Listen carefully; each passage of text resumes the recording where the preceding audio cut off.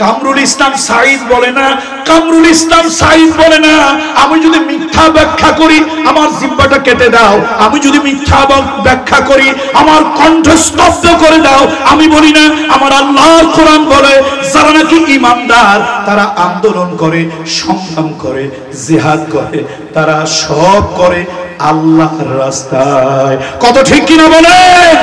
এ মুসলমান ভালো করে শুনে নাও, যারা আল্লাহর রাস্তায় নয়, নেতার আদর্শ, নেত্রীর আদর্শ বাস্তবায়ন করার জন্য, এই দল ওই দলের আদর্শ বাস্তবায়নের জন্য যারা লড়াই করো, আল্লাহর কসম, আল্লাহর কসম, আল্লাহর কসম, আল্লাহর কোরআনের ঘোষণা তাদেরকে দিয়ে গেলাম। ভালো করে শোনো, ভালো করে শোনো, আমার আল্লাহর আরশের ফয়সালা যারা নাকি আন্দোলন করে, সংগ্রাম করে আল্লাহর রাস্তায়, ওরা মুমিন। বলেন ওরা কি? বলেন ওরা কি? জোরে বলেন ওরা কি? আর যারা গায়রুল্লাহ, এ মুসলমান স্লোগানের সময় নাই, যারা গায়রুল্লাহ আর তাগুতের পক্ষে আন্দোলন করে, এই নেতার মতবাদ, ওই নেতার মতবাদ, এই দলের মতবাদ, ওই দলের মতবাদ, শুক্রবার দিন আসলে মসজিদে মুসল্লির অভাব হয় না, কিন্তু আল্লাহর হকের পক্ষে, দ্বীনের পক্ষে, রাসূলের পক্ষে, আলেম ওলামার পক্ষে কথা বলার দরকার হলে একটা মুসলমান খুঁজে পাওয়া যায়। সুতরাং আসুন, ফয়সালা আল্লাহ করে দিয়েছে। কামরুল ইসলাম সাঈদ আনসারীর বাবার ক্ষমতা নাই ফয়সালা করে দেওয়া, ফয়সালা আল্লাহ করেছে। যারা নাকি ইসলাম বিরোধী, কাফের, অস্বীকারী, ওরা আন্দোলন করে, সমাজতন্ত্রের আন্দোলন, জাতীয়তাবাদের আন্দোলন, ধর্মনিরপেক্ষতাবাদের আন্দোলন, এই মতবাদ সেই মতবাদের আন্দোলন করে। আল্লাহ কয় ওরা আমার রাস্তায় করে না। আর যারা মুমিন তারা আন্দোলন করে, সংগ্রাম করে আমি আল্লাহর দ্বীনকে বাস্তবায়ন করার জন্য। এখন আল্লাহ কি বলতেছে? এবার আল্লাহ তাআলা বলেন, ফাকাতিলু আউলিয়া আশ-শাইতান ইন্না কাইদাশ শাইতান কানা যাঈফা। ভয় পাইও না, মোদিদের হাত ডাক যতই হোক, মোদিদের হাত ডাক যতই হোক, ভয় পাইও না আমার ভাইরা। ওই বাতিল তাগুতের হাত ডাক যতই হোক, ভয় পাইও না। নেতানিয়াহুর হাত ডাক যতই হোক, ভয় পাইও না। আল্লাহ তাআলা বলেন, শোনো, ভয় পাইও না। তা কেন ভয় পাবে না? কেন ভয় পাবে না? ইন্না কাইদাশ শাইতানি কানা যাঈফা। এই শয়তানের সেরা চামুন্ডা যারা, এই শয়তানের নেতা যারা, শয়তানের নেত্রী যারা, ওরা আসলে দুর্বল। আল্লাহ কয় খবরদার ওদেরকে ভয় পাইও না। ফাকাতিলু আউলিয়া আশ-শাইতান। এই শয়তানদের নেতাদেরকে, এই শয়তানদের নেতাদেরকে সাইজ করো, ওদের বিরুদ্ধে লড়াই করো, ওদের বিরুদ্ধে আন্দোলন করো, ওদের বিরুদ্ধে জিহাদ করো, ওদের বিরুদ্ধে প্রতিবাদ করো, ওদের বিরুদ্ধে প্রতিরোধ করো। ভয় পাইও না, ভয় পাইও না। ইন্না কাইদাশ শাইতানি কানা যাঈফা। আল্লাহু আকবার, আল্লাহু আকবার। তাহলে কোন সূরা থেকে আমরা আজকে আলোচনা করলাম? সূরা নিসা, 4 নম্বর সূরা। কত নম্বর রুকু? 10 নম্বর রুকু। কত নম্বর আয়াত আমাকে দেওয়া হয়েছিল? ৭৪, ৭৫, ৭৬ এই আয়াত আমাকে দেওয়া হয়েছিল। সেই আয়াতের উপরে, আয়াতে কারিমার উপরে কথা বললাম। রাসূলুল্লাহ অনেক নির্যাতন, জুলুমের শিকার হয়ে, জালিমদের অত্যাচারে টিকতে না পেরে মক্কা থেকে হিজরত করে মদিনায় আসলেন। কিছু মুসলমানদেরকে রাসূলুল্লাহ মানবিক কারণে, কিছু জানোয়ারের বাচ্চা আছে, কিছু জানোয়ারের বাচ্চা আছে, ওরা ইসলামের ভিতরে মানবিকতা পায় না। ওগুলা মানুষের বাচ্চা না জানোয়ারের বাচ্চা? এই জানোয়ারের বাচ্চাগুলি সব জায়গায় সবকিছু পায়, ইসলামের মধ্যে খালি জঙ্গিবাদ পায়। এই জানোয়ারের বাচ্চাগুলি আজকের মিডিয়ার মাধ্যমে, এই মিডিয়ার মাধ্যমে ওই জানোয়ারের বাচ্চাগুলোকে জানিয়ে দেয়, শুনে নাও, আমার ইসলাম মানবতাবাদী ইসলাম, আমার নবী মানবতার নবী। তাই যদি না হতো, রাসূলুল্লাহ যখন হিজরত করলেন সবাইকে হিজরত করতে বলতেন। রাসূলুল্লাহ অনেক বুড়া মা বাপের কারণে, মানবিক কারণে অনেক মুসলমানকে, নতুন মুসলমানকে নবীজি হিজরত করতে দেন নাই। যদি ইসলামটা জঙ্গিবাদ হতো, নির্দয় হতো, নিষ্ঠুর হতো, অমানবিক হতো, তাহলে রাসূলুল্লাহ বলতেন বাপ মা মরে যাক, গলে যাক, পচে যাক, জাহান্নামে যাক, তোমার দেখা দরকার নাই, সবাই হিজরত করো। রাসূলুল্লাহ কিন্তু তা বলেন নাই। চিৎকার করে বলেন আল্লাহু আকবার, আল্লাহু আকবার। আমার নবী মা বাপকে, মানবতাকে কত বড় প্রাধান্য দিলেন। আলহামদুলিল্লাহ, সুম্মা আলহামদুলিল্লাহ ওয়া আম্মা বা'দ। লোহাগাড়া উপজেলার ঐতিহ্যবাহী পুটিবিলা, সেই পুটিবিলার অত্যন্ত ঐতিহ্যবাহী ইসলামী রেনেসাঁ সংঘ, পুটিবিলা ইসলামী রেনেসাঁ সংঘের উদ্যোগে আয়োজিত আজকের এই 10ম বাৎসরিক তাফসীরুল কোরআন মাহফিল, এই আজিম শান তাফসীরুল কোরআন মাহফিলের সম্মানিত সভাপতি মহোদয়, বিশিষ্ট আলেমে দ্বীন, বিশিষ্ট সমাজসেবক, রাজনীতিবিদ, জামাত ইসলামী বাংলাদেশ বটতলী শহর শাখার সম্মানিত আমির মহোদয় এবং পুটিবিলা ইসলামী রেনেসাঁর সম্মানিত উপদেষ্টা মহোদয় জনাব অধ্যাপক জালাল আহমদ সাহেব হাফিজাহুল্লাহ, আল্লাহ তাআলা তাকে আরো বেশি সম্মানিত করুন, দেশ জাতির সেবায় আল্লাহ তাআলা কবুল করুন, আল্লাহ তাআলা কোরআন এবং হাদিসের খিদমত করার জন্য দীর্ঘদিন সুস্থ হায়াত দিয়ে আল্লাহ তাআলা বাঁচিয়ে রাখুন।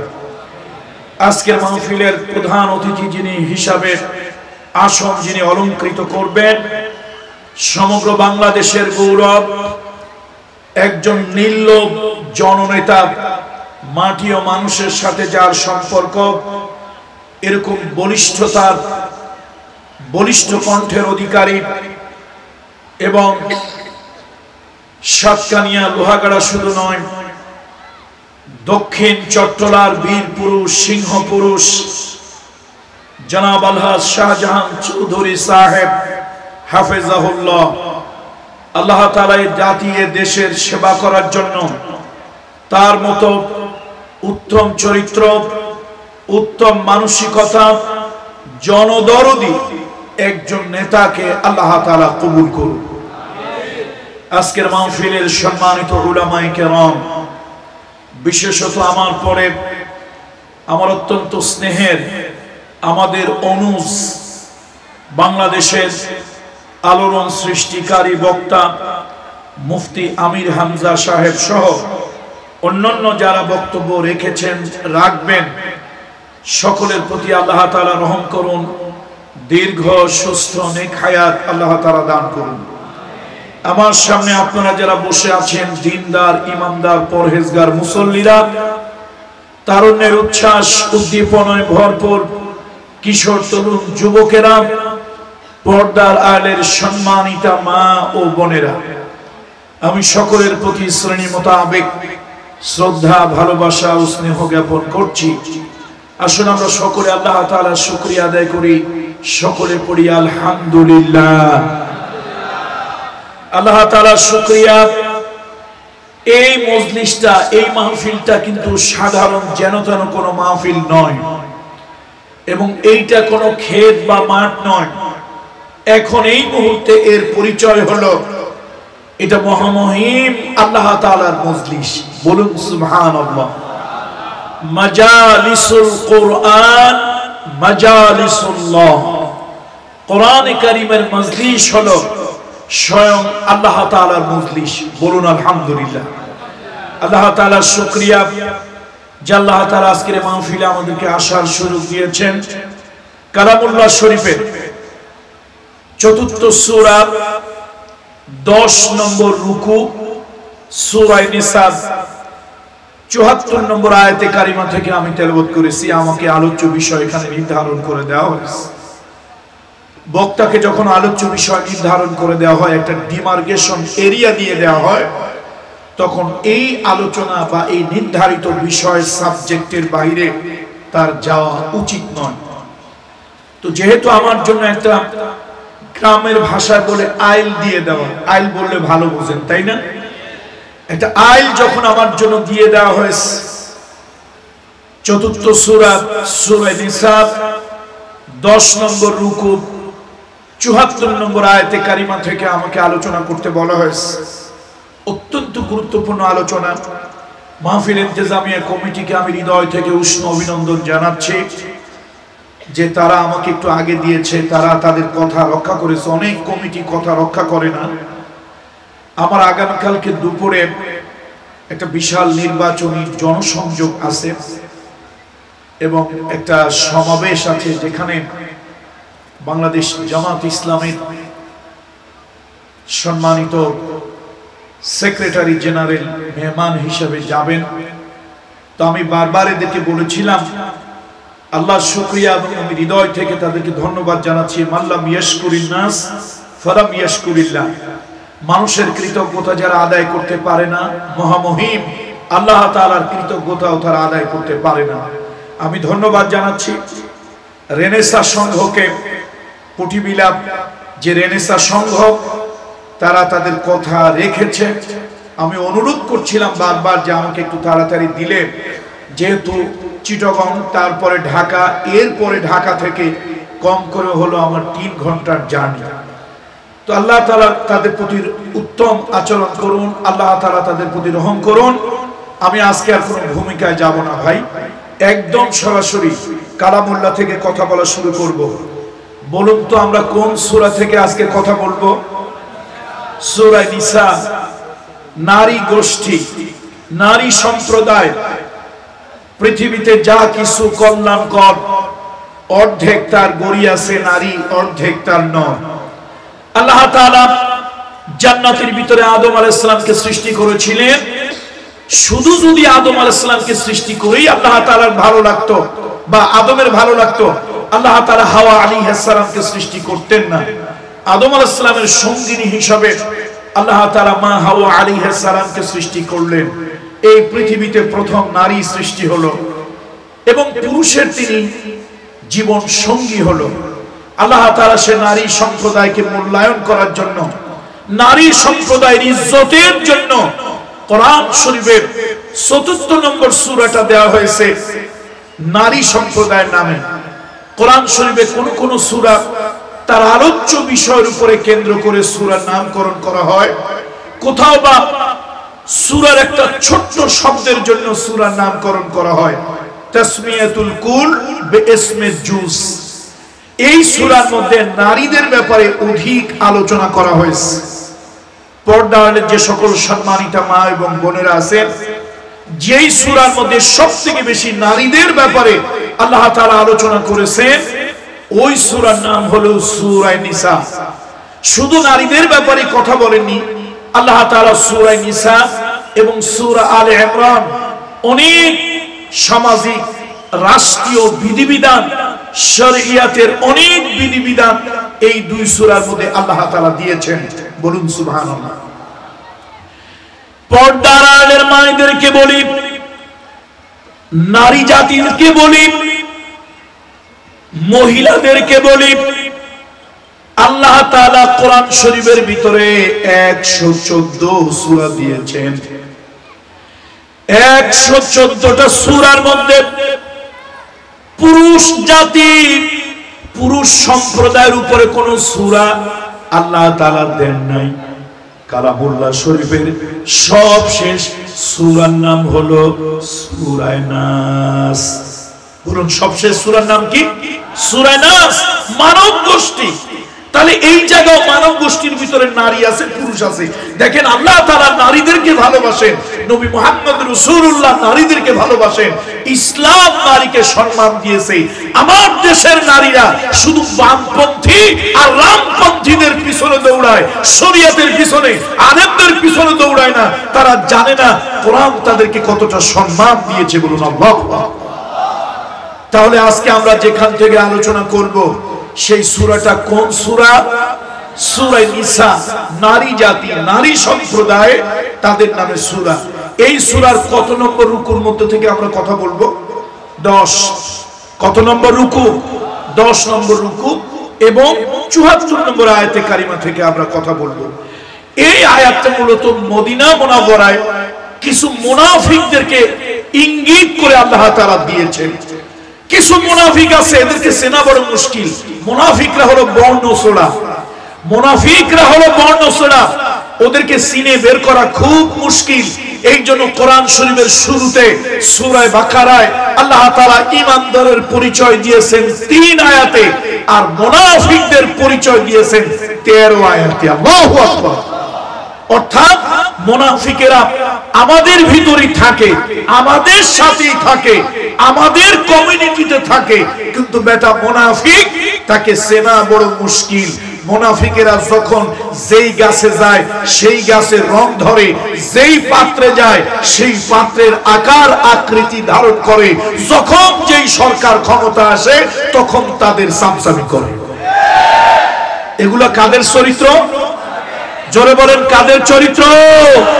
মুনাফিকদের চরিত্র। সেই মুনাফিকদের কিছু কথা আল্লাহ তাআলা তুলে ধরেছেন।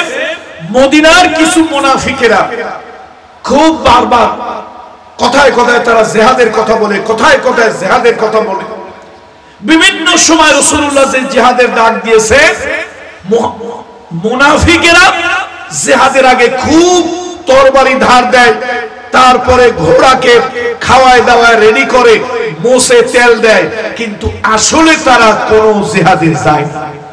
একবার তো মদিনা মুনাওয়ারার মসজিদে এরকম হইল, কিছু লোকেরা কথা বলা বলি করতে লাগলো, আচ্ছা আল্লাহর কাছে সব থেকে ভালো আমল কোনটা?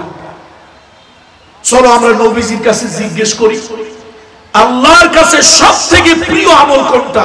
চলো আমরা নবীজির কাছে গিয়ে জিজ্ঞেস করি এবং সেই আমলটা আমরা করে আল্লাহর প্রিয় পাত্র হই। এখন যে যেটা ভালোবাসে, মন্ত্রী, মিনিস্টার, প্রেসিডেন্ট যেটা ভালোবাসে, তার কাছে যদি সেটা হাদিয়া নিয়ে যান, সে খুশি হবে না বেজার হবে? অবশ্যই খুশি হবে। এখন মসজিদে নববীতে কিছু লোক তারা বলা বলি করছে, পরামর্শ করছে কোন জিনিসটা আল্লাহ তাআলা বেশি ভালোবাসে, চলো আমরা নবীজির কাছে, রাসূলুল্লাহর কাছে জিজ্ঞেস করব এবং সেই আমলটা আমরা করব। আল্লাহ তো জানে এখানে কিছু মুসলমানও আছে, আবার লেবাসধারী, ভেলধারী, পোশাকধারী, নামধারী কিছু মুনাফিকও আছে। আল্লাহ তাআলা আয়াত অবতীর্ণ করলেন, ইন্নাল্লাহা ইউহিব্বুল্লাযীনা ইউকাতিলুনা ফি সাবিলিহি সাফফান কাআন্নাহুম বুনিয়ানুম মারসুস। আল্লাহ তাআলা বলেন, তোমরা জানতে চাও আল্লাহ তাআলা কোন আমল ভালোবাসে, কোন আমল আল্লাহ তাআলা পছন্দ করে, তোমরা কি জানতে চাও? শুনে নাও, যারা নাকি আল্লাহর রাস্তায়, আল্লাহর পথে, জিহাদের রাস্তায়, জিহাদের পথে যারা সীসা ঢালা প্রাচীরের মতো সংঘবদ্ধ হয়ে আল্লাহর দ্বীন প্রতিষ্ঠার জন্য, সত্য প্রতিষ্ঠার জন্য, হক প্রতিষ্ঠার জন্য, বাতিলকে উৎখাত করার জন্য সীসা ঢালা প্রাচীরের মতো সংঘবদ্ধ হয়ে, ঐক্যবদ্ধ হয়ে যারা নাকি জিহাদ করে, আন্দোলন করে, সংগ্রাম করে, আল্লাহ তাআলা তাদেরকে ভালোবাসে। আল্লাহু আকবার। ইমানদারেরা ঠিকই জিহাদে গিয়েছে, কিন্তু ওই যে যারা বলেছে ওই মুনাফিকদের অনেকেই কিন্তু জিহাদে যায় না। তবুকের যুদ্ধ এই ঘটনা ঘটেছে। তো আজকে যে আয়াতে কারিমা ৭৪ নম্বর আয়াত, এইটা কিসের উপরে হলো? মূলত রাসূলুল্লাহ মক্কায় ছিলেন, আল্লাহ নবী মক্কার মধ্যে অনেক নির্যাতিত হচ্ছিলেন। সেই নির্যাতনে টিকতে না পেরে কিছু সাহাবীরা একজন দরদি বাদশা, একজন মানবতাবাদী বাদশা, আল্লাহ তাকে জান্নাতে উচ্চ মাকাম দান করুন, সেটা হলো বাদশা নাজ্জাশী, তার দেশে আবিসিনিয়ায় কিছু মুসলমানেরা হিজরত করেন। প্রায় সব মিলে পরে ১০০-র উপরে মুসলমানেরা আবিসিনিয়ায় হিজরত করেন। যারা রয়ে যায় তাদের উপরে চরম নির্যাতন, চরম ভাবে অত্যাচার চলে। এমনকি রাসূলুল্লাহ ৩ বছর শিয়াবে আবি তালেবে খুব কষ্ট পেয়েছিলেন। সর্বশেষ নবুয়তির ১৩ বছর যখন হয়ে গেল, মক্কায় যখন হয়ে গেল, তখন আল্লাহ নবী আল্লাহর কাছে দোয়া করলেন, রব্বি আদখিলনি মুদখালা সিদকিন ওয়া আখরিজনি মুখরাজা সিদকিন। এবার তারা কি করবে? ওই যে লোকগুলি মক্কায় রয়ে গেছে, যারা হিজরত করতে পারে নাই, অথবা নবীজি যাদেরকে হিজরত করার অনুমতি দেয় নাই, সেই লোকগুলোর উপরে এই জালিমেরা, এই মক্কার জালিমেরা নির্যাতনের স্টিম রুলার চালাতে লাগলো, তাদেরকে চরমভাবে নির্যাতন করতে লাগলো মক্কার এই জালিমেরা। ঠিক এই কথাটাই, এই এতক্ষণ আমি যা বললাম, এই কথাটাই আল্লাহ তাআলা আমাদেরকে এই ভাষায়, আল্লাহর ভাষায় আল্লাহ তাআলা বুঝাচ্ছেন যে শোনো, ওই নির্যাতিত মানুষগুলোর জন্য তোমাদের একটু অস্ত্র ধরতে হবে, ওই নির্যাতিত মানুষগুলোর জন্য তোমাদেরকে জিহাদে নামতে হবে। শোনো, তোমরা যারা জিহাদ করতে চাও না, কিছু লোক আছে তারা মসজিদের ভিতরে পাগড়ি মাথায় দেওয়া সুন্নত এইটা পালন করতে চায়, সুরমা লাগানো সুন্নত এইটা পালন করতে চায়, জিলেবি খাওয়া সুন্নত এইটা পালন করতে চায়, দুপুরের খাওয়ার পরে একটু টান টান হইয়া কাইলুলা করা এইটা করতে চায়, হাদিয়া নেওয়া সুন্নত এইটাও পালন করতে চায়, কিন্তু মাঝে মাঝে যে মাইর খাওয়া অথবা মাইর দেওয়া সুন্নত এইটা পালন করতে চায়। এরকম কিছু লোকজন আছে না? আল্লাহ তাআলা ওই লোকগুলোকে উদ্দেশ্য করে বললেন, শোনো, মুসলমানের আবার ভয় কিসের? ইমানদারের আবার ভয় কিসের? ইমানদার ময়দানে নামবে, সেই ময়দানে নেমে ইমানদার যদি জিহাদে বিজয়ী হয় তাহলে সে গাজীর মর্যাদা পাবে, আর যদি ইমানদার জিহাদের ময়দানে নেমে শহীদ হয়ে যায় তাহলে শাহাদাতের মর্যাদা লাভ করে বিনা হিসাবে আল্লাহর জান্নাতে চলে যাবে। আল্লাহ। সুতরাং আল্লাহ তাআলা কি কথা বলতেছেন এবার শুনুন।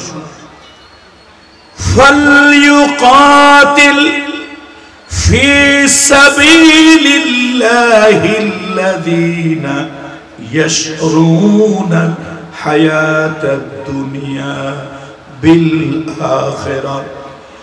ও মদিনার মুসলমানেরা শোনো, তোমাদের ভিতরে এই দুনিয়ার জীবনকে দিয়া আখিরাতকে যারা ক্রয় করেছ, এই দুনিয়ার জিন্দেগি, দুনিয়ার ধন সম্পদ, দুনিয়ার জান মাল দিয়া আখিরাতকে যারা ক্রয় করেছো, আল্লাহ তাআলা বলেন ফালইউকাতিল, তারা যেন জিহাদ করে, যুদ্ধ করে, ফি সাবিলিল্লাহ, আল্লাহর রাস্তায়। এই দুনিয়ার হায়াত দিয়া, দুনিয়ার জীবন দিয়া আখিরাতকে যারা ক্রয় করেছো, তোমরা জিহাদ করো আল্লাহর রাস্তায়, সংগ্রাম করো আল্লাহর রাস্তায়, তোমরা আন্দোলন করো আল্লাহর রাস্তায়।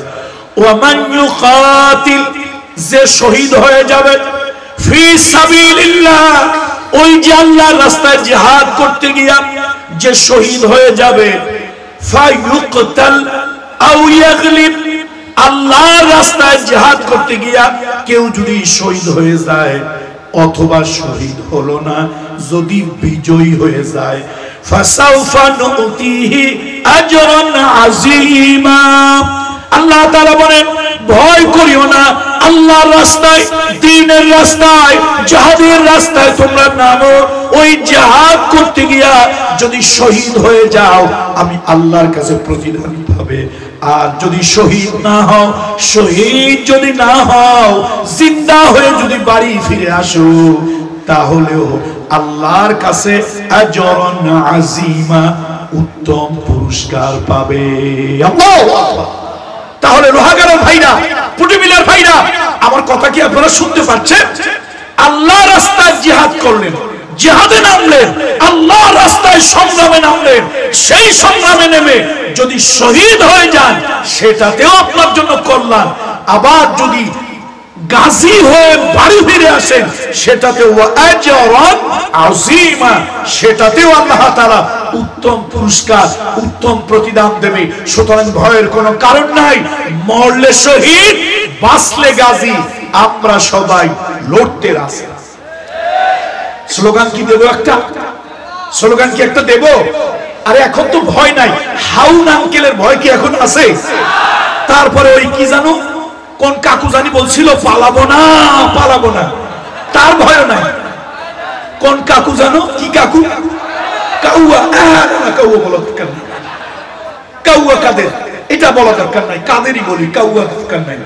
এরপরে আরেকজন বলছিল কথায় কথায় খেলা হবে, খেলা হবে, এমন খেলোয়াড় খেলা হওয়ার আগেই বুরখা পরে পালাই গেছে। সুতরাং কারো ভয় নাই, হাউন আঙ্কেলের কোনো ভয় আসেনি। এখন আমাদের দিলে ভয় আছে আল্লাহ। কার ভয় আছে? আল্লাহর ভয়। পরকালে আল্লাহর কাছে জবাবদিহিতার ভয়, আল্লাহর আদালতে দাঁড়ানোর ভয়, আল্লাহর জাহান্নামের ভয়, আল্লাহর শাস্তির ভয়, আল্লাহর গজবের ভয়। এই ভয় ছাড়া দুনিয়ার জালিম তাগুতদের ভয় নাই। এ জালিমেরা ভালো করে শুনে রাখ, আমরা ছিলাম, আমরা আছি, আগামীতেও থাকবো। তোদের মতো জালিমেরা কয়েকদিন শুধু লম্ফঝম্প দিয়েছিস, এখন তোদেরকে বাঁটি চালান দিয়ে খুঁজে পাওয়া যাচ্ছে না। তাহলে আল্লাহ রাস্তায় লড়লে লাভ না ক্ষতি? শহীদ হয়ে গেল লাভ, বেঁচে ফিরে আসলেও পাইলাম কোথায়? ৭৪ নম্বর আয়াত। বলেন কত নম্বর আয়াত? ৭৪ নম্বর আয়াত। আল্লাহ তাআলা বলেন আও ইয়াগলিব ফাসাউফা নুতিহি আজরান আযীমা। শোনো, শহীদ যদি হয়ে যাও বিনা হিসাবে তো জান্নাতে যাবেই, আর যদি বিজয়ী হও ফাসাউফা নুতিহি আজরান আযীমা।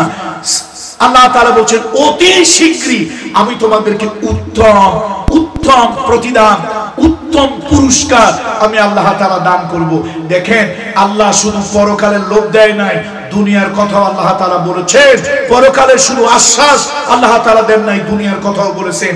তার কারণ দুনিয়াটাও লাগে। এ মুজাহিদেরা, দ্বীনের জন্য, সত্যের জন্য, হকের জন্য, বাতিলের বিরুদ্ধে যদি লড়ো, আখিরাতে তো যা পাবার, যা দেবার আল্লাহ তাআলা দেবেন। ওয়াদাল্লাহি হক, আল্লাহর ওয়াদা সত্য, দুনিয়াতেও আল্লাহ তাআলা দেবেন। বলুন আলহামদুলিল্লাহ। দুনিয়াতেও আল্লাহ। আচ্ছা, দুনিয়া কি লাগে না? লাগে না। এই দুনিয়া দরকার আছে না নাই? আর দুনিয়াও মাজরাতুল আখিরা, দুনিয়া দরকার আছে। হাজী সাহেবেরা হজ যখন করতে যান, উমরা পালনকারী যখন উমরা আদায় করতে যান, মাতাপের ভিতরে যখন তাওয়াফ করেন, তখন রুকনে ইয়ামিন থেকে হজরে আসওয়াদ পর্যন্ত যখন যায়, তখন একটা দোয়া পড়ে। এই দোয়াটা কোরআন শরীফের আল্লাহ নিজে শিখায় দিয়েছে। আমার সাথে সকলে পড়বেন। ও রব্বানা আতিনা ফিদ দুনিয়া হাসানা ওয়া ফিল আখিরাতি হাসানাতাও ওয়া কিনা আযাবান নার। আল্লাহ তাআলা নিজে দোয়া শিখায় দিলেন। এই দুনিয়া যদি দরকার না হতো, দুনিয়া যদি পাওয়া না যেত, দুনিয়া পাইলে যদি কোনো লাভ না হইতো, আল্লাহ তাআলা দোয়া শিখায় দিতেন না, বান্দারে আমার কাছে দুনিয়ার শান্তির জন্য দোয়া চাও, দুনিয়ার শান্তির জন্য দোয়া চাও, আখিরাতের শান্তির জন্য দোয়া চাও, আর দোয়া চাও আল্লাহ কবরের আযাব, জাহান্নামের আযাব থেকে আমাদেরকে পরিত্রাণ দান করুন। তাহলে আমি কি আপনাদেরকে কথা বুঝাইতে পারছি? মক্কায় কারা রয়ে গেছে মনে আছে না? ভুলে গেছে? মক্কায় কারা রয়ে গেল? ওই যে না 2-4 জন মুমিন যারা হিজরত করতে পারে নাই। কারো বাবা বুড়া মানুষ, মা বৃদ্ধ মানুষ। নবীজি তো মানবতার বন্ধু, মানবতার নবী। তিনি দেখেন কি মানবিক। ওই বাবা মা কাফের, নবীজি একবারও বলেন নাই সেই বাবা মা মরুক, বাবা মা ঘরে বসে থাকুক, না তুমি হিজরত করো। নবীজি সে কথা বলেন না। আল্লাহ নবী কি মানবিক। 2-4 জন করে গোপনে গোপনে আস্তে আস্তে মদিনায় যাচ্ছে। সব যদি একবারে চলে যায়, তাহলে আবু জাহেলের গোষ্ঠী, আবু লাহাবের গোষ্ঠী, উতবা সাহেবার গোষ্ঠী কান খাড়া করবে, চোখ গরম করবে। এই জন্য রাসূলুল্লাহ সাল্লাল্লাহু আলাইহি ওয়াসাল্লাম 36 মাসের উপরে কি নিষ্ঠুর কারাঘর, এটা শেখ হাসিনার আয়না ঘরের মতো ছিল। কঠিন কারাঘরে 36টা মাস রাসূলুল্লাহ কষ্ট করেছেন। এবার 2 জন 4 জন 5 জন করে করে আস্তে আস্তে মদিনায় পাঠায় দিচ্ছেন। কয়েকজন লোককে, কিছু লোককে নবীজি অনুমতি দেন নাই বিভিন্ন কারণে, আর কয়েকজন মুসলমান ঈমান এনেছে কিন্তু মদিনায় হিজরত করে যেতে পারে না। আমি কি কথা বুঝাইতে পারছি না পারি না? সবাই চলে গেছে মদিনায়। এখন মদিনায় কি হয়েছে বলেন তো? একটা ইসলামী দেশ কায়েম হয়েছে। আগে রাসূলুল্লাহ সাল্লাল্লাহু আলাইহি ওয়াসাল্লাম নির্যাতিত হতেন, নিগৃহীত হতেন। এখন আল্লাহর নবী, মদিনার প্রেসিডেন্ট, মদিনার বাদশা রাসূলুল্লাহ একটা মদিনার সনদ তৈরি করে সেখানে সব ধর্মের লোকদেরকে নিয়ে একটি কল্যাণময় রাষ্ট্রের গোড়াপত্তন করলেন, একটা কল্যাণময় রাষ্ট্রের ভিত্তি স্থাপন করলেন। এবার আস্তে আস্তে আল্লাহ তাআলা জিহাদের আয়াতগুলি দিতে লাগলেন। ওই যে নবীজি গিয়া মদিনায় রাষ্ট্র কায়েম করার কারণে কাফেরদের কিছু কলজা জ্বলে। দেখবেন ইসলামী আন্দোলন, ইসলামের লোক, হকের লোক, আলেম ওলামারা, তাদের যদি কিছু ভালো হয়, তাদের যদি কিছু কল্যাণ হয়, কিছু লোকের গায়ে পায়ে জ্বলে, জ্বলে না? কিছু লোকের জ্বলে। এখন এরা যখন মদিনা শরীফে গিয়া একটা কল্যাণময় রাষ্ট্র গড়েছে, রাসূলুল্লাহ যখন, মুমিনেরা যখন শান্তির বাতাস পেল, এরা এই মক্কার মুসলমানদের উপরে চরম ভাবে নির্যাতন, অত্যাচার, জুলুম শুরু করলো। সে কি জুলুম! আহা, সেই জুলুমে মুসলমানদের মক্কায় যারা রয়ে গেছে তাদের চিৎকার, চিৎকার, তাদের কান্না, সেই কথাটা আল্লাহ তাআলা এবার ৭৫ নম্বর আয়াতে বুঝাচ্ছেন। ৭৫ নম্বর আয়াতে আল্লাহ তাআলা ঘোষণা দিচ্ছেন, وَمَا لَكُمْ لَا تُقَاتِلُونَ فِي سَبِيلِ اللَّهِ وَالْمُسْتَضْعَفِينَ مِنَ الرِّجَالِ وَالنِّسَاءِ وَالْوِلْدَانِ الَّذِينَ يَقُولُونَ رَبَّنَا أخرجنا من هذه القرية الظالم أهلها واجعل لنا من لدنك وليا واجعل لنا من لدنك نصيرا। আল্লাহ তাআলা বলেন, ওমা লাকুম, তোমাদের কি হলো ও মুসলমানেরা, তোমাদের কি হলো? লা তুকাতিলুনা, কেন তোমরা সংগ্রাম করো না? কেন তোমরা আন্দোলন করো না? কেন তোমরা জিহাদ করো না? ফি সাবিলিল্লাহি, আল্লাহর রাস্তায় কেন জিহাদ করো না, সংগ্রাম করো না, আন্দোলন করো না? আল মুস্তাদাফিনা মিনার রিজালি ওয়ান নিসা, ওই সকল দুর্বল, ওই সকল দুর্বল নারী, কেন তোমরা আল্লাহর রাস্তায় জিহাদ করো না, সংগ্রাম করো না? যারা নাকি আল্লাযিনা, যারা ইয়াকুলুনা, যারা বলতেছে রব্বানা, হে আমাদের প্রভু, আখরিজনা, আমাদেরকে বের করেন, মিন হাযিহিল ক্বরিয়াতিজ যালিমি আহলুহা, ওই দেশ থেকে বের করেন, ওই এলাকা থেকে বের করেন যে এলাকার শাসকরা হলো জালিম, যে এলাকার শাসকরা হলো জালিম, স্বৈরাচারী, ডিক্টেটর। আল্লাহ তাআলা ওই এলাকা থেকে আমাদেরকে, তাদেরকে কেন বের করো না? ওয়াজআল লানা মিন লাদুনকা ওয়ালিয়া ওয়াজআল লানা মিন লাদুনকা নাসীরা, আল্লাহ তাআলা আমাদের জন্য সাহায্যকারী অভিভাবক, সাহায্যকারী বন্ধু আমাদের জন্য পাঠান। আল্লাহ তাআলা বুঝাইতেছে, ও মদিনার মুসলমানেরা, তোমরা কেন জিহাদ করতেছো না ওই মক্কার মানুষগুলোর জন্য যাদের উপরে নির্যাতন চলে, শিশুদের উপরে চলে, মহিলাদের উপরে চলে, পুরুষদের উপরে চলে, ওদের উপরে নির্যাতনের স্টিমুলা ওই আবু জাহেলের গোষ্ঠী, আবু লাহাবের গোষ্ঠী, উতবা সাহেবের গোষ্ঠী, তারা কঠিন নির্যাতন করতেছে। ও মুসলমানেরা, ও মদিনার মুসলমানেরা, তোমরা কেন ওই নির্যাতিত মানুষগুলোর পক্ষে জিহাদ করো না, সংগ্রাম করো না, আন্দোলন কেন করো না? তোমরা তাদের পক্ষে আন্দোলন করো, জিহাদ করো, তাদেরকে উদ্ধার করার জন্য। ও আমার পুঁটিবিলার ভাইরা, ও লোহাগাড়ার ভাইরা, এই আয়াতটা যদিও মদিনায় অবতীর্ণ হয়েছে মক্কার মুসলমানদেরকে উদ্ধার করার জন্য, কিন্তু আলেমরা জানে কোরআন শরীফের একটা বিশেষ প্রেক্ষাপটে অবতীর্ণ হয়, কিন্তু কোরআন শরীফের হুকুম সার্বজনীন, সব কালের জন্য। বারবার আরাকানের মুসলমানেরা নির্যাতিত হয়েছে, তখন যেন আমি এই আয়াত শুনতে পেরেছি। বসনিয়ার মুসলমানেরা নির্যাতিত হয়েছে, তখন যেন এই আয়াত আমি শুনতে পেয়েছি। সিরিয়ার মুসলমানেরা নির্যাতিত হয়েছে, তখন যেন এই আয়াত আমি শুনতে পেয়েছি যখন কাশ্মীরের মুসলমানেরা নির্যাতিত হয়েছে, আমি যেন এই আয়াত শুনতে পেরেছি, সব থেকে বেশি শুনতে পেরেছি দুনিয়ার একটা বিভৎস জায়গা যার নাম হলো ফিলিস্তিন। ওই ফিলিস্তিনটাকে জালিম ইসরাইল, মানবতা বিরোধী ইসরাইল, দুনিয়ার মানবরূপী জানোয়ার ইসরাইল ফিলিস্তিনের মুসলমানগুলোরে একটা কবরস্থান বানায় দিয়েছে। শিশুদেরকে নির্যাতন করেছে, শিশুদের উপর অত্যাচার করেছে। ও মুসলমান, বাংলাদেশের মুসলমান, ও ইন্ডিয়ার মুসলমান, ও সৌদি আরবের মুসলমান, ও কাতার কুয়েতের মুসলমান, কি জবাব আল্লাহর কাছে দেবে?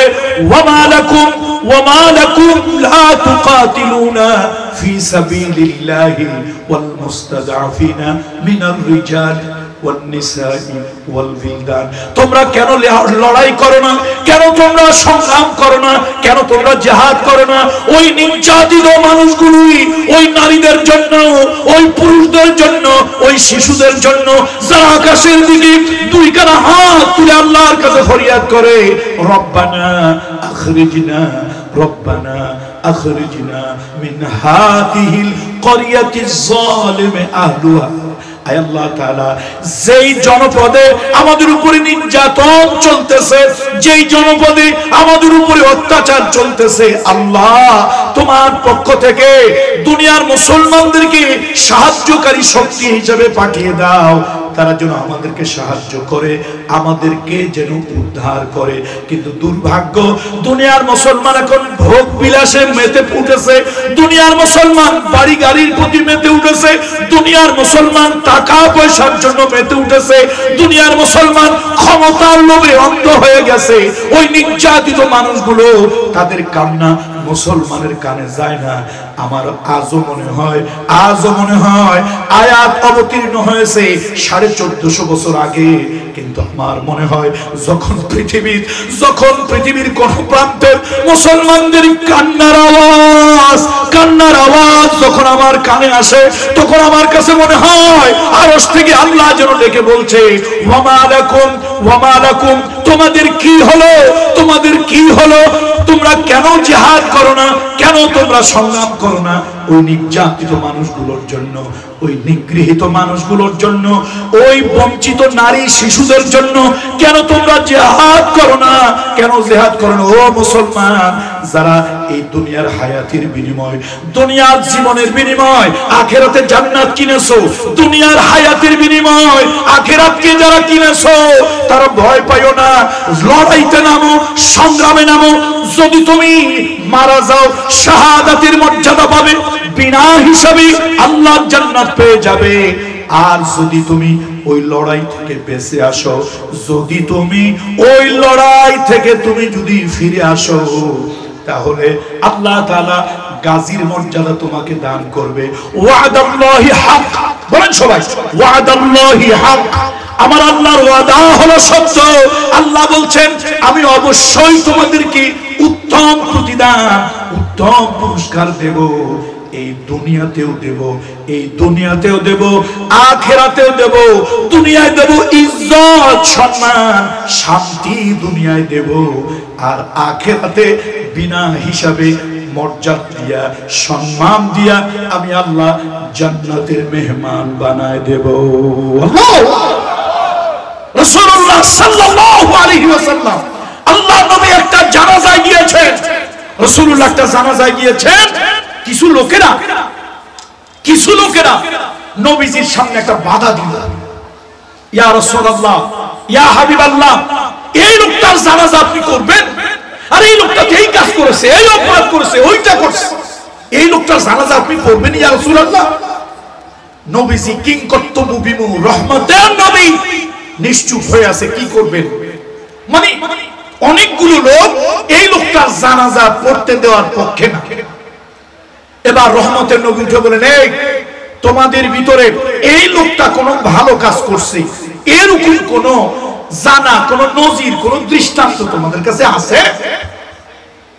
একটা লোক দাঁড়িয়ে গেল, ইয়া রাসূলুল্লাহ, এই যে লোকটার জানাজা করতে আপনি আসছেন, আপনাকে বাধা দেওয়া হচ্ছে এই লোকটার জানাজা না পড়ার জন্য। লোকটা ভালো না, এটা সবাই বলতেছে। হুজুর আমি একদিন দেখছি আল্লাহ দ্বীনের মুজাহিদেরা, আল্লাহ দ্বীন কায়েমের মুজাহিদেরা, আল্লাহ দ্বীনের দাওয়াত নিয়ে গিয়েছিল যে মুজাহিদেরা জিহাদের ময়দানে সারা দিন জিহাদ করেছে, রাতের বেলা একটু শান্তিতে ঘুমাবে। আমি দেখেছি এই লোকটাকে, আমি দেখেছি সারা রাত ওই মুজাহিদদেরকে অস্ত্র নিয়ে দাঁড়িয়ে দাঁড়িয়ে পাহারা দিচ্ছে। শুনতেছেন আপনারা আমার কথা? লোকটা পাহারা দিচ্ছে। আল্লাহর নবী, রহমতের নবী, মানবতার বন্ধু মুহাম্মদুর রাসূলুল্লাহ ওই লোকটার লাশের কাছে গেলেন। এবার নবীজি তার জানাজা পড়লেন। লোকেরা বাধা দিল, নবীজি তার জানাজা পড়লেন। আল্লাহর নবী জানাজা পড়ে এবার কবরে লোকটাকে নামালেন। এবার রাসূলুল্লাহ তার বুকের উপরে শাহাদাত আঙ্গুলি রেখে রাসূলুল্লাহ বলতেছেন, তোমার সাথীরা ধারণা করে তুমি জাহান্নামী, তোমার সাথীরা ধারণা করে তুমি জাহান্নামী। আমি নবী মুহাম্মদ রাসূলুল্লাহ আমি ঘোষণা দিচ্ছি, আমি সাক্ষ্য দিচ্ছি, ইন্নাকা মিন আহলিল জান্নাহ, ইন্নাকা মিন আহলিল জান্নাহ, তুমি আল্লাহর জান্নাতের অধিবাসী, আল্লাহর জান্নাতের অধিকারী। তাহলে বোঝা গেল জিহাদ করলে তাদের মর্যাদা বেড়ে যায়। শুধু জিহাদ করলে মর্যাদা বেড়ে যায় না আমার বন্ধুরা, ওই জিহাদ যারা করে তাদেরকে যারা সাহায্য করে তাদের মর্যাদাও আল্লাহর কাছে বেড়ে যায়। বন্ধুরা আমার, ও যুবকেরা তোমাদেরকে ময়দান ডাকে, যুবকেরা তোমরা আল্লাহর দ্বীনের জন্য আসো। বদরের মাঠে, ওহুদের মাঠে রাসূলুল্লাহ যখন মার খাচ্ছিলেন, আল্লাহর নবীর সাহাবীরা মার খাচ্ছিলেন। জলিল কদরের 70 জন সাহাবী যখন মার খাচ্ছিল এবং পরে তারা শহীদ হয়ে গেল, সেই সময় মদিনার একজন কাফের নাম হলো আমর বিন সাবিত বিন ওয়াকিশ। আল্লাহু আকবার। নাম বলেন সবাই। আমর বিন সাবিত বিন, বলেন আমর বিন সাবিত বিন ওয়াকিশ। টকটকে তরুণ যুবক, তার একটা ছোট্ট নাম আছে, ওইটা আমি বলে দেই। তার ছোট্ট নামটা হলো উসাইরিব। বদরের ওহুদের যুদ্ধ প্রথম তো মুসলমানরা বিজয়ী হয়েছিল। যখন আল্লাহর হাবিবের হুকুমটা তারা বুঝতে পারে নাই, একটু ভুল করেছেন, রাসূলুল্লাহর আদেশটা বোঝার ক্ষেত্রে তাদের একটু ভুল হয়েছে। সাহাবীরা কখনোই রহমতের নবীর আদেশ লঙ্ঘন করবে না, এই আকীদা আমরা রাখি না। আমরা এই আকীদা রাখি, রাসূলুল্লাহর সাহাবীরা জীবন যাবে তবু আল্লাহর হাবিবের হুকুম লঙ্ঘন করবেন না। কিন্তু তারা যথাযথভাবে রাসূলুল্লাহর কথাটা যেইভাবে বোঝা দরকার ওইভাবে কথার হাকিকত ওইভাবে বুঝতে পারেন নাই। তারা পাহাড় থেকে নিচে নেমে আসলেন। খালিদ বিন ওলীদ রাদিয়াল্লাহু তাআলা তার লোকজন নিয়ে, যুবকদেরকে নিয়ে পিছন দিক থেকে আক্রমণ করলেন। উহুদ পাহাড়ের পিছন দিক থেকে আক্রমণ করলেন। সেই আক্রমণে মুসলমানরা বিপর্যস্ত হয়ে পড়ল, মুসলমানরা ছিন্ন ভিন্ন হয়ে গেল, মুসলমানরা মার খেতে লাগলো। এমন সময় মদিনার এক টকবগে তরুণ যুবক কাফের নাম হলো আমর বিন সাবিত বিন ওয়াকিশ, যার ছোট্ট একটা নাম আছে উসাইরিব। সে দেখলো মানুষ মৃত্যুকে ভয় পায় আর মুসলমানেরা মৃত্যুর জন্য আলিঙ্গন করার জন্য এগিয়ে যায়। মানুষ চাচা আপনা জান বাঁচা, নিজের জান বাঁচাতে ব্যস্ত, তখন মুসলমানেরা নবীজির জীবন বাঁচাতে ব্যস্ত। নিজের বুক পেতে দেয়, কলিজায় বরাবর হয়ে যায়, তবু আল্লাহর নবীর উপরে আঘাত লাগতে দেয় না। উসাইরিব কাফের নিজেকে ডেকে বলছে, এই উসাইরিব, ইসলাম সাধারণ কোন দল নয়, ইসলাম সাধারণ কোন দল নয়, ইসলাম সাধারণ কোন দল নয়।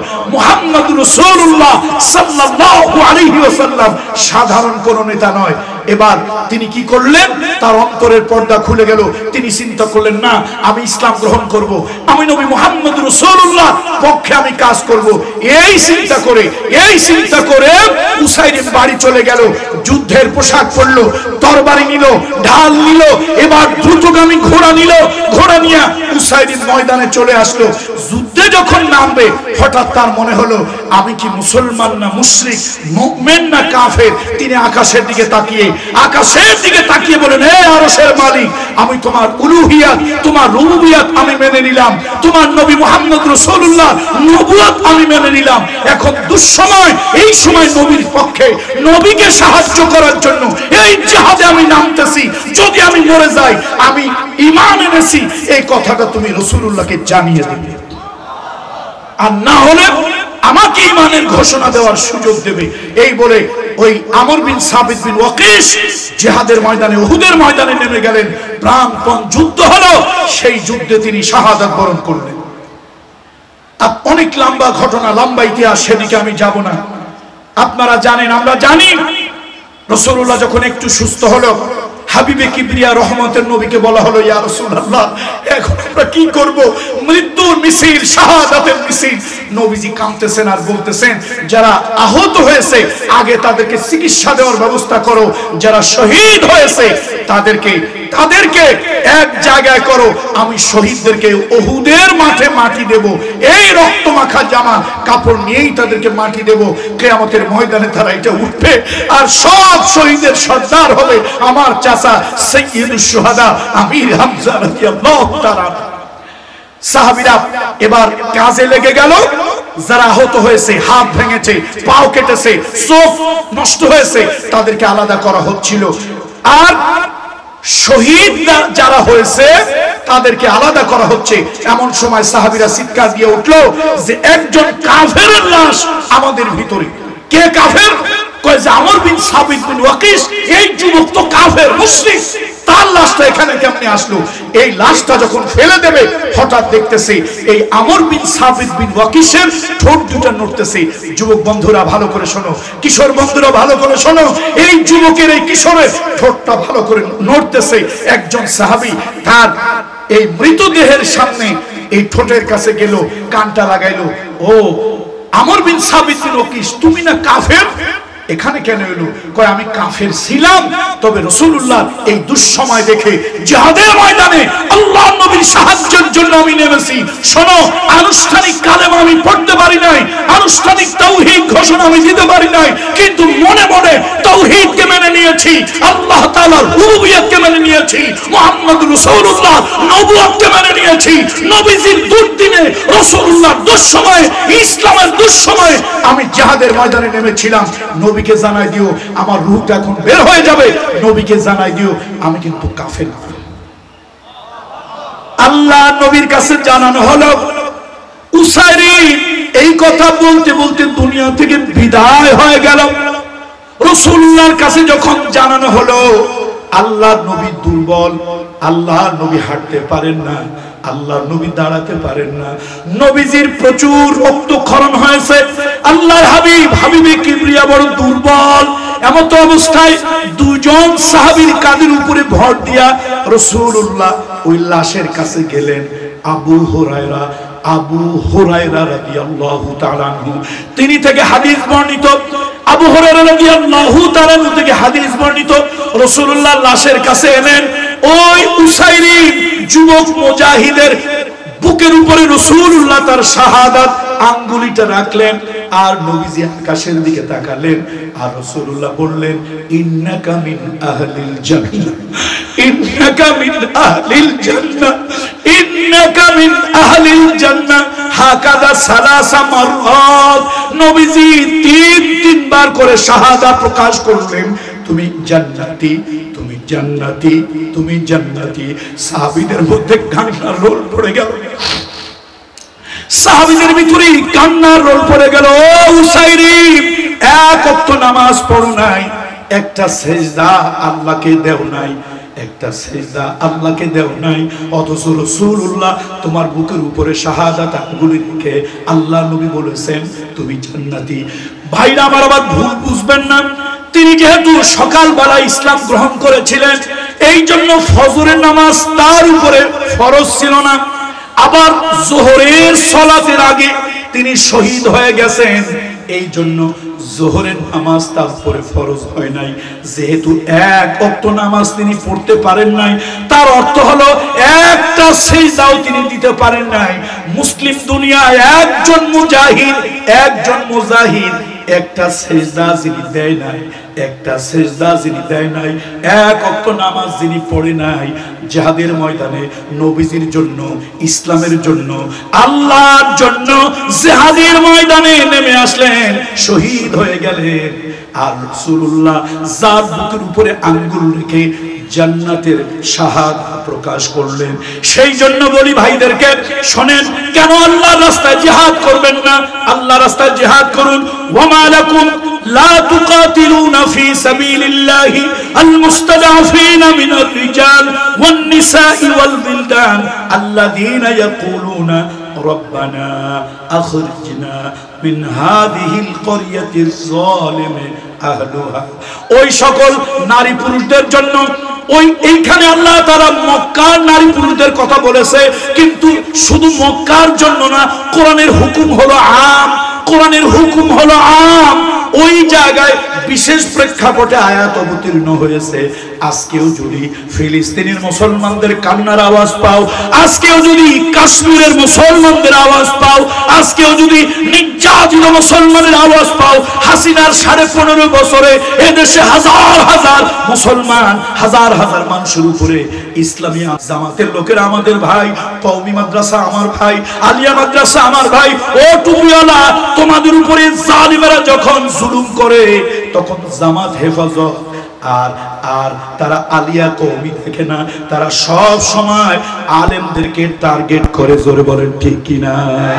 সুতরাং দীর্ঘ 15.5 বছর আমাদের উপরে নির্যাতনের স্টিম রুলার চালানো হয়েছে। আর কিছু আগ্নি বিরিয়ানি খাওয়া, জিলাপি খাওয়া, ওই কিছু মিষ্টি খাওয়া মুসলমান, তথাকথিত মুনাফিক মার্কা মুসলমান, এই কান্নার আওয়াজগুলি তাদের কানের ভিতরে যায়। এই জালিমদেরকে আল্লাহ কি বলতেছেন শোনেন। আলোচনা আমার শেষ। আল্লাহ তাআলা পরবর্তীতে আয়াতে তাদের পরিচয়টা আল্লাহ তাআলা দিচ্ছেন। আল্লাযীনা আমানু ইউকাতিলুনা ফি সাবিলিল্লাহ। যারা নাকি মুসলমান ইমানদার, তারা আন্দোলন করে, সংগ্রাম করে, রিভলিউশন করে আল্লাহর রাস্তায়, আল্লাহর রাস্তায়। ওয়াল্লাযীনা কাফারু, আর যারা নাকি অবিশ্বাসী, ইউকাতিলুনা ফি সাবিলিত তাগুত, তারা তাগুতের রাস্তায় আন্দোলন করে, সংগ্রাম করে, জিহাদ করে, লড়াই করে। আমি বলি না কামরুল ইসলাম সাঈদ বলে না, কামরুল ইসলাম সাঈদ বলে না, আমি যদি মিথ্যা ব্যাখ্যা করি আমার জিহ্বাটা কেটে দাও, আমি যদি মিথ্যা ব্যাখ্যা করি আমার কণ্ঠ স্তব্ধ করে দাও। আমি বলি না, আমার আল্লাহর কোরআন বলে, যারা নাকি ঈমানদার তারা আন্দোলন করে, সংগ্রাম করে, জিহাদ করে, তারা সব করে আল্লাহর রাস্তায়। কত ঠিক কিনা বলে? এ মুসলমান, ভালো করে শুনে নাও, যারা আল্লাহর রাস্তায় নয়, নেতার আদর্শ, নেত্রীর আদর্শ বাস্তবায়ন করার জন্য, এই দল, ওই দলের আদর্শ বাস্তবায়নের জন্য যারা লড়াই করো, আল্লাহর কসম, আল্লাহর কসম, আল্লাহর কসম, আল্লাহর কোরআনের ঘোষণা তাদেরকে দিয়ে গেলাম। ভালো করে শোনো, ভালো করে শোনো, আমার আল্লাহর আরশের ফয়সালা, যারা নাকি আন্দোলন করে, সংগ্রাম করে আল্লাহর রাস্তায়, ওরা মুমিন। বলেন ওরা কি? বলেন ওরা কি? জোরে বলেন ওরা কি? আর যারা গায়রুল্লাহ, এ মুসলমান, স্লোগানের সময় নাই, যারা গায়রুল্লাহ আর তাগুতের পক্ষে আন্দোলন করে, এই নেতার মতবাদ, ওই নেতার মতবাদ, এই দলের মতবাদ, ওই দলের মতবাদ, শুক্রবার দিনে আসলে মসজিদে মুসল্লির অভাব হয় না, কিন্তু আল্লাহর হকের পক্ষে, দ্বীনের পক্ষে, রাসূলের পক্ষে, আলেম ওলামার পক্ষে কথা বলার দরকার হলে একটা মুসলমান খুঁজে পাওয়া যায়। সুতরাং আসুন, ফয়সালা আল্লাহ করে দিয়েছে। কামরুল ইসলাম সাঈদ আনসারীর বাবার ক্ষমতা নাই ফয়সালা করে দেওয়ার, ফয়সালা আল্লাহ করেছে। যারা নাকি ইসলাম বিরোধী, কাফের, অস্বীকারী, ওরা আন্দোলন করে, সমাজতন্ত্রের আন্দোলন, জাতীয়তাবাদের আন্দোলন, ধর্মনিরপেক্ষতাবাদের আন্দোলন, এই মতবাদ, সেই মতবাদের আন্দোলন করে। আল্লাহ কয় ওরা আমার রাস্তায় করে না। আর যারা মুমিন তারা আন্দোলন করে, সংগ্রাম করে আমি আল্লাহর দ্বীনকে বাস্তবায়ন করার জন্য। এখন আল্লাহ কি বলতেছে? এবার আল্লাহ তাআলা বলেন ফাকাতিলু আউলিয়া আশ-শাইতান ইন্না কাইদাশ শাইতান কানা যাঈফা। ভয় পাইও না, মোদিদের হাত ডাক যতই হোক, মোদিদের হাত ডাক যতই হোক, ভয় পাইও না আমার ভাইরা। ওই বাতিল তাগুতের হাত ডাক যতই হোক, ভয় পাইও না। নেতানিয়াহুর হাত ডাক যতই হোক, ভয় পাইও না। আল্লাহ তাআলা বলেন, শোনো, ভয় পাইও না। তা কেন ভয় পাবে না? কেন ভয় পাবে না? ইন্না কাইদাশ শাইতানি কানা যাঈফা। এই শয়তানের সেলা চামুন্ডা যারা, এই শয়তানের নেতা যারা, শয়তানের নেত্রী যারা, ওরা আসলে দুর্বল। আল্লাহ কয়, খবরদার ওদেরকে ভয় পাইও না। ফাকাতিলু আউলিয়া আশ-শাইতান। এই শয়তানদের নেতাদেরকে, এই শয়তানদের নেতাদেরকে সাইজ করো, ওদের বিরুদ্ধে লড়াই করো, ওদের বিরুদ্ধে আন্দোলন করো, ওদের বিরুদ্ধে জিহাদ করো, ওদের বিরুদ্ধে প্রতিবাদ করো, ওদের বিরুদ্ধে প্রতিরোধ করো। ভয় পাইও না, ভয় পাইও না। ইন্না কাইদাশ শাইতানি কানা যাঈফা। আল্লাহু আকবার, আল্লাহু আকবার। তাহলে কোন সূরা থেকে আমরা আজকে আলোচনা করলাম? সূরা নিসা, 4 নম্বর সূরা। কত নম্বর রুকু? 10 নম্বর রুকু। কত নম্বর আয়াত আমাকে দেওয়া হয়েছিল? 74, 75, 76 এই আয়াত আমাকে দেওয়া হয়েছিল। সেই আয়াতের উপরে, আয়াতে কারিমার উপরে কথা বললাম। রাসূলুল্লাহ অনেক নির্যাতন জুলুমের শিকার হয়ে জালিমদের অত্যাচারে টিকতে না পেরে মক্কা থেকে হিজরত করে মদিনায় আসলেন। কিছু মুসলমানদেরকে রাসূলুল্লাহ মানবিক কারণে, কিছু জানোয়ারের বাচ্চা আছে, কিছু জানোয়ারের বাচ্চা আছে, ওরা ইসলামের ভিতরে মানবিকতা পায় না। ওগুলা মানুষের বাচ্চা না জানোয়ারের বাচ্চা? এই জানোয়ারের বাচ্চাগুলি সব জায়গায় সবকিছু পায়, ইসলামের মধ্যে খালি জঙ্গিবাদ পায়। এই জানোয়ারের বাচ্চাগুলি আজকের মিডিয়ার মাধ্যমে, এই মিডিয়ার মাধ্যমে ওই জানোয়ারের বাচ্চাগুলোকে জানিয়ে দেয়, শুনে নাও, আমার ইসলাম মানবতাবাদী ইসলাম, আমার নবী মানবতার নবী। তাই যদি না হতো, রাসূলুল্লাহ যখন হিজরত করলেন সবাইকে হিজরত করতে বলতেন। রাসূলুল্লাহ অনেক বুড়া মা বাপের কারণে, মানবিক কারণে অনেক মুসলমানকে, নতুন মুসলমানকে নবীজি হিজরত করতে দেন নাই। যদি ইসলামটা জঙ্গিবাদ হতো, নির্দয় হতো, নিষ্ঠুর হতো, অমানবিক হতো, তাহলে রাসূলুল্লাহ বলতেন, বাপ মা মরে যাক, গলে যাক, পচে যাক, জাহান্নামে যাক, তোমার দেখা দরকার নাই, সবাই হিজরত করো। রাসূলুল্লাহ কিন্তু তা বলেন নাই। চিৎকার করে বলেন আল্লাহু আকবার, আল্লাহু আকবার। আমার নবী, আমার নবী মা বাপকে, মানবতাকে কত বড় প্রাধান্য দিলেন। নবীজি কিছু লোকদেরকে রেখে গেলেন, তোমরা পরে যাইও, পরে যাইও, বাপ মা মরে গেলে দাফন কাফন করে যাইও, এই সমস্যার সমাধান হলে পরে যাইও। এরকম কিছু মানবিক কারণে কিছু লোকদেরকে রেখে গেলেন। আর কিছু লোকেরা নিজেদের নানাবিধ সমস্যার কারণে, বাস্তবিক কারণেই তারা হিজরত করতে পারলেন না। রাসূলুল্লাহ মদিনায় গিয়ে একটা ইসলামী স্টেট কায়েম করলেন। আবু জাহেলের গোষ্ঠী, তাদের অন্তর জ্বালা শুরু হইল। আবু জাহেলের গোষ্ঠীর অন্তর জ্বালা শুরু হলো। যখন ইসলামের ভালো কিছু হয়, তখনই ওরা ইসলামপন্থী লোকদের উপর অত্যাচার, নির্যাতন করে। কথা ঠিক কিনা বলেন? সুতরাং মক্কার মুসলমানদের উপরে যখন নির্যাতন হচ্ছিল, মক্কার শিশুরা কাঁদতেছিল, মক্কার নারীরা কাঁদতেছিল, আল্লাহর কাছে চিৎকার করে বলছিল, রব্বানা আখরিজনা মিন হাযিহিল ক্বরিয়াতি যালিমি আহলুহা। এই জালিমদের জনপদ থেকে আল্লাহ আমাদেরকে একটু বাঁচাও, আমাদেরকে সাহায্য করো। আল্লাহ মদিনার মুসলমানদেরকে ডেকে দিলেন, হে মদিনার মুসলমানেরা, ভয় পাও কেন? ভয় পাইও না, ভয় পাইও না। যদি আমার রাস্তায় মরে যাও, সত্যের পক্ষে কথা বলতে গিয়ে, এই মানুষগুলো উদ্ধার করতে গিয়ে, এই মানবতার জন্য তুমি যদি জিহাদের ময়দানে নামো আর যদি শহীদ হয়ে যাও, আমি আল্লাহ তোমাকে শাহাদাতের মর্যাদা দান করব। আর যদি তুমি বেঁচে ফিরে আসো, গাজীর মর্যাদা দেব। শুধু আখিরাতেই পুরস্কার দেব না, এই দুনিয়ায় অতি শীঘ্রই, অতি শীঘ্রই আমি আল্লাহ তাআলা তোমাদেরকে উত্তম পুরস্কার দেব। বলুন সুবহানাল্লাহ। উত্তম পুরস্কার আমি আল্লাহ তাআলা তোমাদেরকে দেব। ৭৪ নম্বর আয়াতে আল্লাহ নিজেই বলেছেন, আও ইয়াগলিব ফাসাউফা নুতিহি আজরান আযীমা। তোমরা যদি বিজয়ী হও, অথবা শহীদ হও, অথবা বিজয়ী হও, আমি আল্লাহ তাআলা ফাসাউফা নুতিহি, আমি তাদেরকে দেব আজরান আযীমা, উত্তম পুরস্কার, উত্তম প্রতিদান, উত্তম বিনিময় আমি আল্লাহ তাআলা তাদেরকে দেব।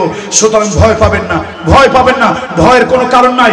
মুহাম্মদ বিন কাসিম 17 বছরের বালক মুহাম্মদ বিন কাসিম যখন সিন্ধু বিজয়ের জন্য গিয়েছিল, তিনি দেবিল বন্দরে জাহাজকে ডুবিয়ে দিয়েছিলেন আর বলেছিলেন, হে মুসলমানেরা ভয় পেও না, ভয় পেও না, যদি আমরা মরে যাই শহীদ হব, যদি বেঁচে থাকি গাজী হব, ভয় পেও না। আল্লাহর মেহেরবানি সেই জায়গায় মুসলমানরা বিজয় হয়েছিল। আল্লাহ তাআলা আজকের এই মাহফিলটাকে কবুল করুন, আজকের এই মাহফিলটাকে আল্লাহ তাআলা কবুল করুন।